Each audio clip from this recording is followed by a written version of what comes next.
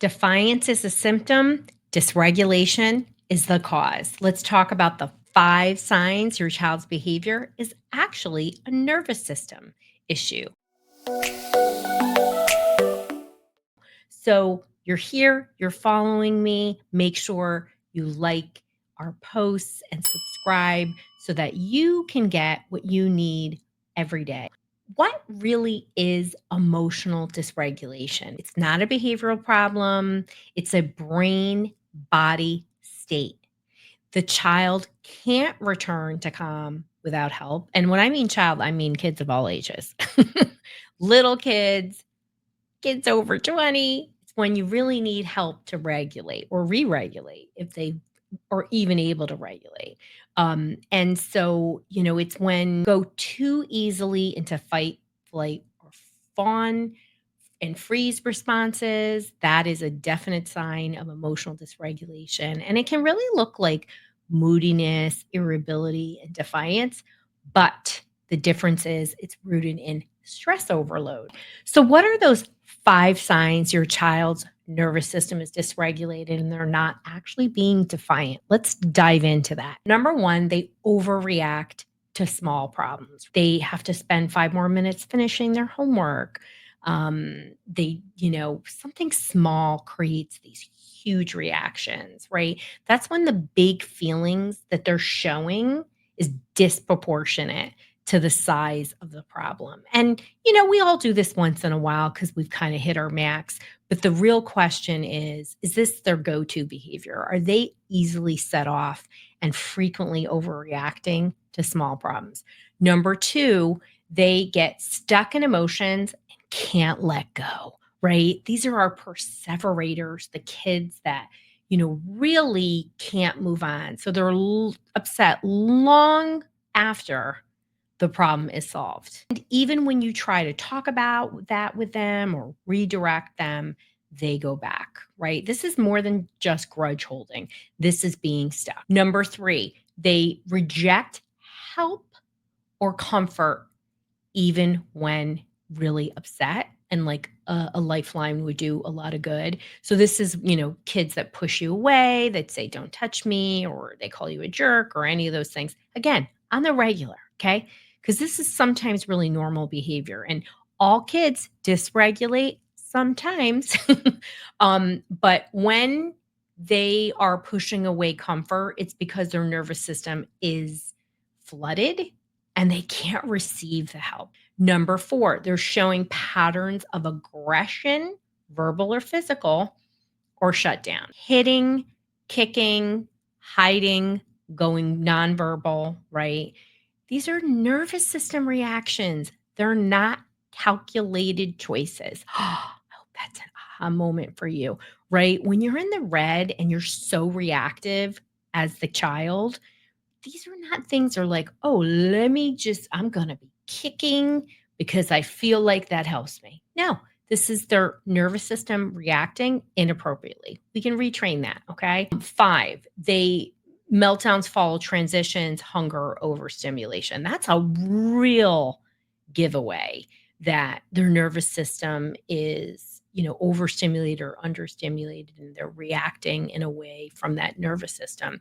And, I think we know this with young children. We don't think about this even as adults, for ourselves or having a young adult child.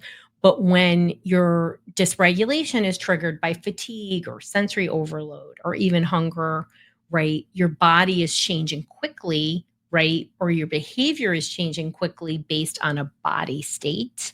That is just a clear sign of, dysregulation. So if you're thinking, this is my kid, this has always been my kid, maybe they're 20 years old and nothing works, stay with me because they don't need more consequences. They need more regulation. That is clear. And why does this matter? Because when we label dysregulation as defiance or disrespect, it's going to lead to power struggles. And I feel like today parents and kids are in a power just struggle, honestly, because both are just regulating a lot, right? We're not prioritizing the nervous system regulation. The brain can't learn in a survival state.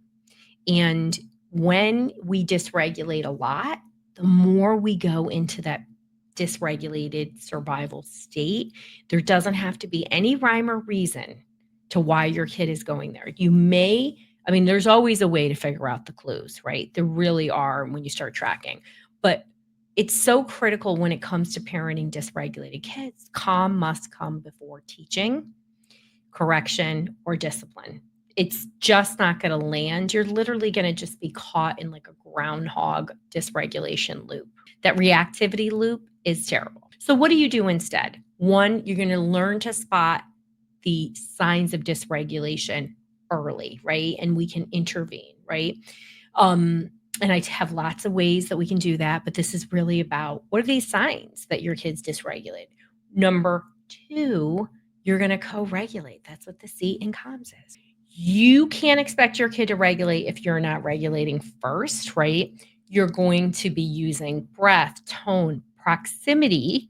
If your child will allow you to be close, help them to regulate, not lectures, not threats. We've all been there, right? And then you teach skills when they're calm, not in the storm. You're literally wasting your precious breath and so annoying. Your reframe here, right, is that your child is not choosing to give you a hard time.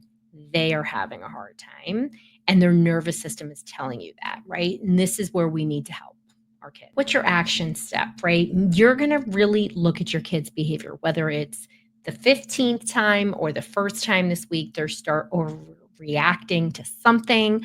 You're going to want to jot down what triggered it, right? You're going to really look at this as, is this really truly dysregulation? Is this defiance? You can start seeing in some of these 5 things, right? What are those triggers? And that will really give you clear about dysregulation. And then you want to start thinking about, how did your nervous system respond? Did you go into the red? Did you shut down, right? And you're going to start using the tools that help you to guide your response the next time. And emotional dysregulation is the root cause of many confusing behaviors. And when you see the behavior as that dysregulation, you can stop reacting and start responding.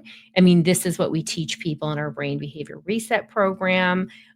If you want daily tips, if you want support in your inbox once a week, you can sign up for the Dysregulation Insider newsletter. It's free. You can go to drroseann.com/newsletter. It has amazing resources, research. You get the inside scoop on my book, and the people on my newsletter and who are in my community are actually going to have advanced access and special things. So just go to drroseann.com/newsletter. I'm glad you're rethinking dysregulation and starting to be a strategic nervous system parent. More insights and solutions, will subscribe to our Dysregulation Insider and it will show up in your inbox every week.